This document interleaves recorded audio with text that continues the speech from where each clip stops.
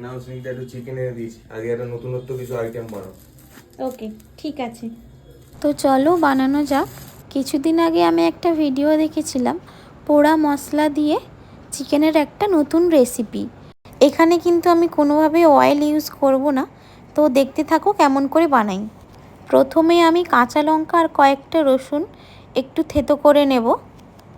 এরপর চিকেনটা ভালোভাবে ধোয়ার পর পরিমাণ মতো লবণ আর রসুন আর কাঁচা লঙ্কা বাটা ভালোভাবে মেখে নেব।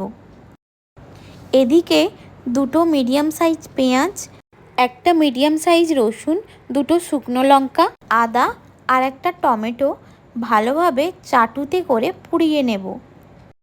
তোমরা চাইলে এটা ডাইরেক্ট ফ্লেমেও পোড়াতে পারো, বাট ওটা শরীরের জন্য ভালো হয় না, তাই আমি চাটুতেই করে পুড়িয়ে নিলাম। এরপর কড়াইয়ের মধ্যে চিকেনটা আর পরিমাণ মতো জল দিয়ে ওপর থেকে একটু গোলমরিচ ছড়িয়ে চিকেনটা ভালোভাবে সেদ্ধ হতে দেব।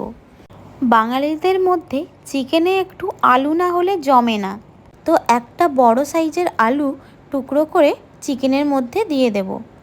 এই দিকে গরম মশলাগুলো ভিজিয়ে রেখেছি জলে, যাতে বেটে নিতে সুবিধে হয়। মশলাটা বাটা হয়ে গেলে চিকেনের মধ্যে অ্যাড করে দেব। সাথে পোড়া মশলাটাও মিক্সিতে বেটে নিলাম। এরপর পোড়ানো মশলার পেস্টটা চিকেনের মধ্যে অ্যাড করে দেব।